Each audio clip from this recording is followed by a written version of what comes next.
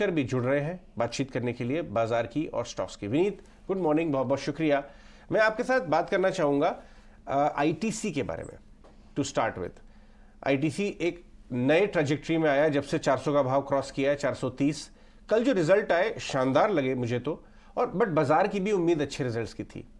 जो एक खास बात इस रिजल्ट्स में दिखा कि इनकी निर्भरता सिगरेट के बिजनेस के ऊपर कम होती जा रही है। इनफैक्ट एफएमसीजी की तरफ और होटल्स की तरफ टिल्ट हो रही है, जहां ज़्यादा वैल्यूएशन नहीं मिलते हैं। बाय द वे 419 का भाव है, 430 का टॉप बना के थोड़ा करेक्ट हुआ है। क्या इस भाव पे आप खरीदेंगे आईटीसी को नेक्स्ट मूव के लिए? और दूसरा, जो वॉल्यूम ग्रोथ आई, बहुत स्ट्रांग वॉल्यूम ग्रोथ थी सिगरेट की, इससे प्राइस ट्रेंड है या अभी भी स्टॉक में वैल्यू है यहाँ से? नहीं, देखिए, दो तीन चीजें प्ले आउट हो रही है।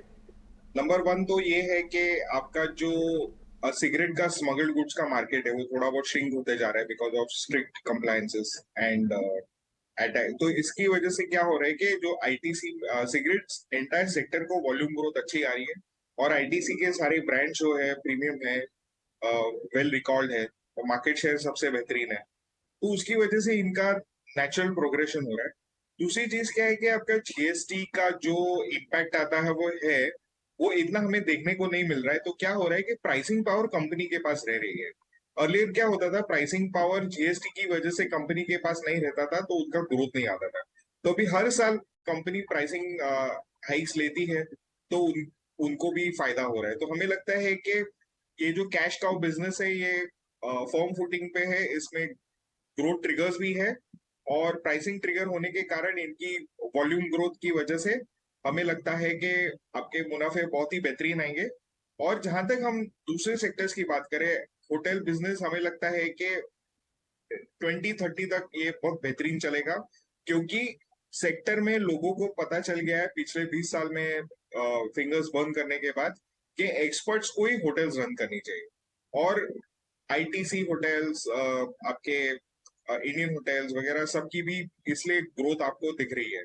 तो हमें लगता है होटल्स बिजनेस और एफएमसीजी में भी काफी ट्रैक्शन आ रहा है, वॉल्यूम ग्रोथ आ रही है, आपका मार्जिन्स भी एक्सपैंड हो रहे हैं। तो हमें लगता है कि आईटीसी ये भाव से भी लेना चाहिए। और हमें लगता है कि यहाँ से ओवर अगर आप 2-3 साल होल्ड करके रखेंगे तो आपको यहाँ से ऑलमोस्ट 40 to 50% प्राइस राइज आ सकता है over the next 2 to 3 years।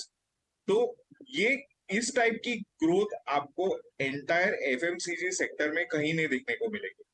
तो हमें लगता है कि ITC is a must pick in everyone's portfolio if you want to play the consumption business. अच्छा, बहुत शानदार जवाब दिया आपने विनीत। एसबीआई और आईटीसी दोनों पे संतोष बताएंगे, एसबीआई पे, और सौरभ बताएंगे आईटीसी पे। सौरभ, आप बताइए आईटीसी के चार्ट्स। आईटीसी के चार्ट को अगर देखें तो 400 का आसपास एक अच्छा बेस बना हुआ है, तो मुझे लग रहा है कोई भी डिप आए तो एक 400 के स्टॉप लॉस से बिल्कुल खरीदारी की सलाह होगी। जिस तरीके स्टॉक में पिछले एक महीने में गिराना पाया था, एक पुल बैक स्वाभाविक था। स्टॉक अभी अपने 20 मूविंग एवरेज के आसपास ही एक सपोर्ट वहीं पे ले रहा है। तो आई थिंक किसी को अगर एक फ्रेश लॉन्ग पोजीशन बनानी है तो एक थोड़ी सी और डिप आए तो एक 400 के स्टॉप लॉस से लॉन्ग पोजीशन बनाने की सलाह होगी। ऑन द अपसाइड मुझे लग रहा है स्टॉक में 440 से 445 के लेवल्स वापस नियर टर्म में देखे जा सकते हैं।